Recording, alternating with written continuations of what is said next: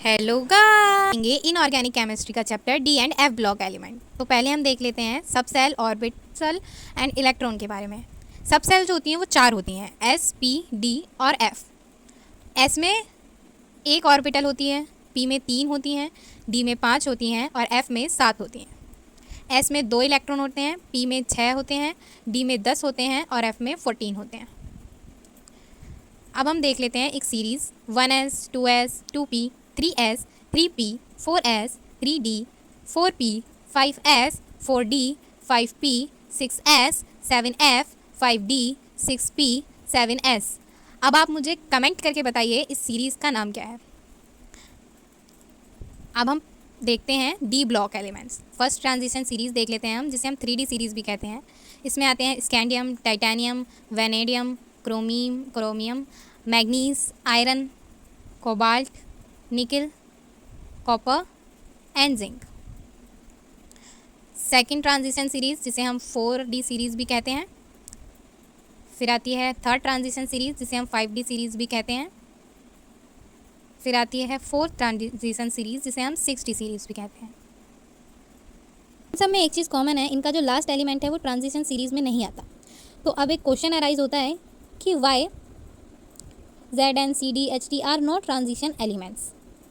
तो पहले हम जिंक का इलेक्ट्रॉनिक कॉन्फ़िगरेशन देख लेते हैं, जिसका एटॉमिक नंबर 30 है। 1s2, 2s2, 2p6, 3s2, 3p6, 4s2, 3d 10।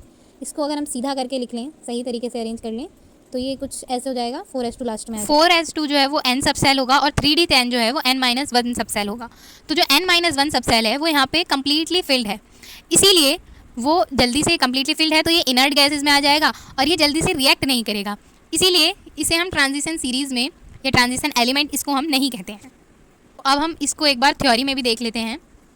Those elements are called transition element in which has partially filled n-1d subcell, that is they has two outermost cell incomplete. Z and CD HD n-1d subcell are completely filled, so they are not considered as transition elements. अब हम पढ़ेंगे about D block elements. In periodic table, D block is divided into 3D, 4D, 5D and 6D series. Each series has 10 elements. Last electron of these elements enter in D subcells. Due to this, they are D block elements. They also called transition elements except Z and CD Hg because they has incomplete or partially filled n-1d subcell. अब हम electronic configuration देख लेते हैं D block elements का। Scandium का, जिसका atomic number 21 है, 1s2, 2s2, 2p6, 3s2, 3p6, 4s2, 3d 1।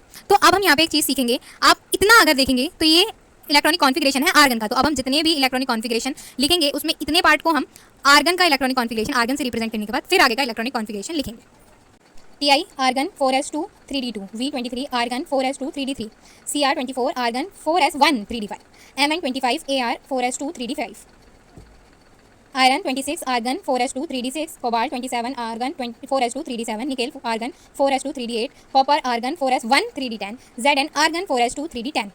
अब ज़रा इन दोनों फोटोज़ को देखिए। इसमें जो Cr है जिसका एटॉमिक नंबर 24 है और जो कॉपर है 29, उन दोनों को देखिए आप। बाकी सब में 4s2 है बट इनमें 4s1 है। तो हमने ऐसा क्यों लिया? तो इसे हम इन दोनों में से एक का एग्जाम्पल लेकर समझते हैं। ये हमने ऐसा क्यों लिया है, इसमें इनमें 4s1 क्यों है, बाकी सब में 4s2 क्यों है। तो कॉपर का एग्जाम्पल ले लेते हैं हम। तो अब हम कॉपर देख लेते हैं, जिसका एटॉमिक नंबर 29 है। Electronic configuration argon 4s1 3d10। पर अभी हम मान लेते हैं इसका जो इलेक्ट्रॉनिक कॉन्फ़िगरेशन है उसमें 4s1 है ही नहीं, अभी हमें इलेक्ट्रॉन भरने ही है, 3d10 नहीं है। तो हम ऐसे भरेंगे। तो हमने वीडियो के स्टार्टिंग में ही देखा था, जो s है, s ऑर्बिटल, उसमें s में एक ऑर्बिटल होता है और d में 5 ऑर्बिटल होते हैं। इसमें हम इलेक्ट्रॉन भरेंगे तो s में 2 इलेक्ट्रॉन भरे जा सकते हैं, तो 2 भर दिए। अब d में हम इलेक्ट्रॉन भरेंगे, 1 electron, 2 electron, 3 electron, 4 electron, 5 electron, 6 electron, 7 electron, 8 electron और 9 इलेक्ट्रॉन। अब जो S है वो तो कम्प्लीटली फिल्ड है, पर जो D है वो कम्प्लीटली फिल्ड नहीं है। और हमें पता है जो स्टेबल ऑर्बिटल्स होती हैं वो वही होती हैं जो या तो फुल फिल्ड हो या हाफ फिल्ड हो। तो जो S है उसमें 2 इलेक्ट्रॉन हैं, 2 का हम हाफ करेंगे तो 1 बचेगा। तो अगर वो 1 इलेक्ट्रॉन दे भी देगा तो वो तो फिर भी स्टेबल रहा। तो इसीलिए जो S है, 4s है, वो अपना 1 इलेक्ट्रॉन 3d को दे देता है, जिससे दोनों ही स्टेबल हो जाते हैं, क्योंकि 4s हाफ फील्ड हो जाता है और 3d फुल फील्ड हो जाता है। और ये इलेक्ट्रॉन दे क्यों पा रहा है, क्योंकि 4s और 3d की एनर्जी जो है अप्रॉक्सीमेटली सेम है, अप्रॉक्सीमेटली, इसीलिए वो इलेक्ट्रॉन दे देता है। तो अब बात याद रखिएगा, इलेक्ट्रॉनिक कॉन्फ़िगरेशन में कंफ्यूज मत होना डी ब्लॉक के इलेक्ट्रॉनिक कॉन्फ़िगरेशन में। तो अब हम यहाँ पे ये भी सीखेंगे कि हम इन्हें डी ब्लॉक एलिमेंट कहते ही क्यों हैं। तो यहाँ पे अगर हम देखेंगे इन पूरे इलेक्ट्रॉनिक कॉन्फ़िगरेशन को, तो इन सभी में जो डिफ्रेंशिएटिंग इलेक्ट्रॉन है वो 3D में जा रहा है। पहले 1 थे, फिर 2 हो गए, फिर 3 हो गए, ऐसे ही करते करते फिर 10 तक हो गए। तो इसीलिए हम इन्हें 3D सीरीज़ भी कहते हैं, और ये डी ब्लॉक एलिमेंट इसीलिए हैं क्योंकि डिफ्रेंशिएटिंग इलेक्ट्रॉन जो है वो डी सब सेल में जा रहा है। अब हम देखेंगे metallic character of d block element. सबसे पहली चीज़, they are ductile, malleable and conductor of heat and electricity. Second चीज़, ये इलेक्ट्रोवैलेंट एंड कोवैलेंट दोनों तरीके के बॉन्ड फॉर्म करते हैं, और ड्यू टू कोवैलेंट बॉन्ड ये हार्ड होते हैं। अब हम इसको पूरे को अच्छी तरीके से थ्योरी में देख लेते हैं। All these element are metal, they are ductile, malleable, they are conductor of heat and electricity because they has one or more electron in outermost shell while are easily donated by these elements. They form electrovalent and covalent bond. Due to covalent bond they are hard and electron of F subshell form electrovalent bond while electron of D form covalent bond. As number of unpaired electron in D increase, the hardness increase. अब हम atomic and ionic radii देखेंगे। तो पहले तो Sc से Cr तक decrease होगी, Cr से Cu तक सेम रहेगी। अब ऐसा क्यों हो रहा है? ये हो रहा है ड्यू टू सील्डिंग इफेक्ट, क्योंकि इनका जो डिफ्रेंशिएटिंग इलेक्ट्रॉन है वो डी सब सेल में जा रहा है, और डी जो है वो सील्डिंग इफेक्ट प्रोड्यूस करेगा। तो due to shielding effect and nuclear charge they both are opposite to each other, इसीलिए वो कैंसिल हो जाएंगे और यहाँ पर वो सेम रहेगा, और फिर Cu से Zn में इंक्रीज़ करेगा। अब हम एक बार थ्योरी में देख लेते हैं। When we move left to right in a transition series the atomic radii decrease because on increase atomic number nuclear charge increase, that is attraction with valency electron increase in first transition series. Atomic radii decrease C to Cr and Cr to Cu remain same constant. It is due to series number of cell are same but the nuclear charge increase and electron entering in D subcell produce shielding effect almost same and both effect are opposite to each other. Due to this in middle of series atomic radii become same and in the end of series due to repulsion between D electron atomic radii increase. तो हम देख लेते हैं formation of alloy. पहले तो alloy होता है mixture of matter. अब इनमें सेम साइज़ होता है इसीलिए अलॉय बनाते हैं, और अलॉय बनने के बाद ये बहुत हार्ड हो जाते हैं, वेरी हार्ड, और इनका जो मेल्टिंग पॉइंट है वो भी वेरी हाई हो जाता है। थ्योरी देख लेते हैं। They form alloy because they has nearly same size due to which a metal can replace to another metal easily from its crystal lattice and form alloy. Alloy are very hard and they has high melting point. अब हम देखेंगे formation of interstitial compound. तो जो metal के अंदर छोटा छोटा space बचता है जो भी आपको दिख रहा है, उस स्पेस को कहते हैं हम इंटरस्टिशियस स्पेस। जब इसके अंदर स्मॉल नॉन मेटल्स आ जाते हैं तो अब फिर उसे कहते हैं हम interstitial compound. Small non metals आते हैं तो वो कौन से आते हैं? जैसे हाइड्रोजन, बोरोन, कार्बन और नाइट्रोजन। अब हम देखेंगे ऑक्सीडेशन स्टेट। इसमें तो हम डायरेक्ट थ्योरी देख लेते हैं। दे show various oxidation state because NS and N-1D subcell has nearly same energy, जो हमने पहले भी देखा था, due to which electron of both subcell can be used in bond formation such as oxidation state. Oxidation number of iron is +2 and +3. अब हम देख लेते हैं कैटालाइटिक प्रॉपर्टी। इसमें भी हम थ्योरी देख लेते हैं। The elements of D block and their compounds are work as catalytes because they show various oxidation state such as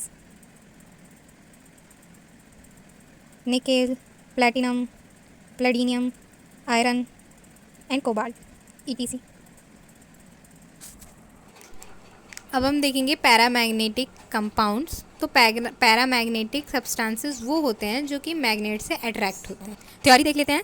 accept the element of Zn group all are paramagnetic. It is due to they has unpaired electron in N-1D subshell. Zn, Cd, Hg are diamagnetic. Diamagnetic वो होते हैं जो कि magnet से attract नहीं होते हैं because they has fulfilled D orbital, that is they does not has unpaired electron.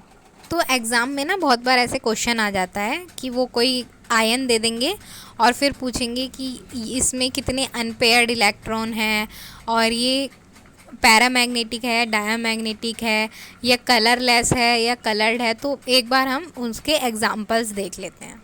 सबसे पहला एग्जांपल ले लेते हैं हम स्कैंडियम का Sc3+। तो इसको पहले इलेक्ट्रॉनिक कॉन्फ़िगरेशन कर लेते हैं 1s2 2s2 2p6 3s2 3p6 4s2 3d1। अब इसे हम सीधा करके लिख लेते हैं, मतलब 4th सेल को लास्ट में लिख लेते हैं और 3 वाली सारी सेल्स को साथ में लिख लेते हैं। अब क्योंकि ये 3+ है तो मतलब ये 3 इलेक्ट्रॉन दे देगा, तो 2 इलेक्ट्रॉन तो 4th सेल में से चले जाएंगे और एक 3rd में से जाएगा, तो लास्ट इलेक्ट्रॉनिक कॉन्फ़िगरेशन हमारा ये होगा। अब जैसे कि हमें पता है P में 3 ऑर्बिटल्स होते हैं और हमारे पास 6 इलेक्ट्रॉन्स हैं, तो उन्हें बांटेंगे, पहला इलेक्ट्रॉन, दूसरा इलेक्ट्रॉन, तीसरा इलेक्ट्रॉन, चौथा इलेक्ट्रॉन, 5वां इलेक्ट्रॉन, 6th इलेक्ट्रॉन। अब ये तो पूरा ही फील्ड हो गया, सब में पेयर्स हैं, तो इसमें अनपेयर्ड जो पेयर ना बना रहे हो वो इलेक्ट्रॉन 0 हो गए, और ये जब इसमें अनपेयर्ड इलेक्ट्रॉन 0 हैं तो ये हुआ डायामैग्नेटिक। और जो भी आयन डायामैग्नेटिक होता है वो कलरलेस होता है। अब हम कॉपर 2+ का एग्जांपल देख लेते हैं। पहले इलेक्ट्रॉनिक कॉन्फ़िगरेशन देख लेते हैं 1s2 2s2 2p6 3s2 3p6 4s1 3d10। अब हम इसको सीधा करके लिख लेते हैं, 3rd सेल वाले साथ में और 4th सेल वाला लास्ट में, 3d10 4s1। अब क्योंकि 2+ है तो 2 इलेक्ट्रॉन हम दे देंगे, तो एक तो 4s1 में जाएगा, 1 में से जाएगा, और एक 3d10 में से जाएगा, तो फिर इलेक्ट्रॉनिक कॉन्फ़िगरेशन होगा 1s2 2s2 2p6 3s2 3p6 3d9। अब हम इन्हें, अब जैसे कि हमें पता है कि डी में 5 ऑर्बिटल होते हैं, तो उसमें हम इलेक्ट्रॉन बांटेंगे, 1 electron, 2 electron, 3 electron, 4 electron, 5 electron, 6 electron, 7 electron, 8 electron, 9 electron. अब इसमें हम अनपेयर्ड इलेक्ट्रॉन देखेंगे, तो अब अगर आप लास्ट वाला ऑर्बिटल देख रहे हैं तो उसमें पेयर नहीं बना है, तो अनपेयर्ड इलेक्ट्रॉन 1 है। पैरामैग्नेटिक है क्योंकि अनपेयर्ड इलेक्ट्रॉन 1 आ गया, और जब पैरामैग्नेटिक है तो ये कलर्ड हो गया, इसमें रंग होगा। अब हम बात कर लेते हैं फॉर्मेशन ऑफ कलर्ड सॉल्ट की। These elements form colored salt in solid state, and in solution it is due to n-1d subcell has unpaired electron, and in presence of visible light electron transfer take place from lower energy level to higher energy level. It is known as DD transition. If n-1d subcell is completely filled, then it will be colorless, and if D subcell does not have any electron, then they also colorless.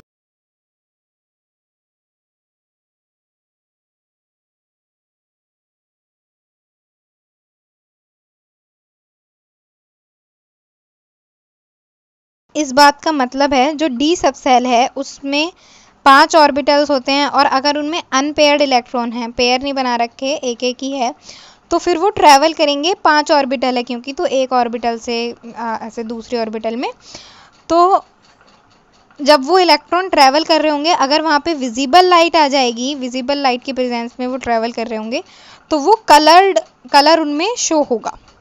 अब हम देख लेते हैं ionization potential.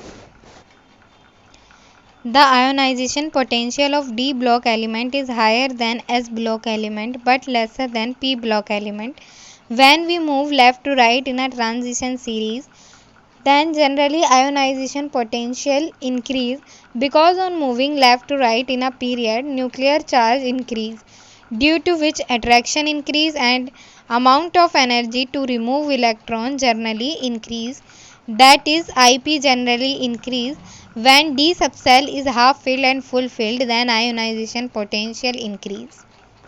Okay guys, that's enough for this video. Please like, share, subscribe the channel. Thanks for watching.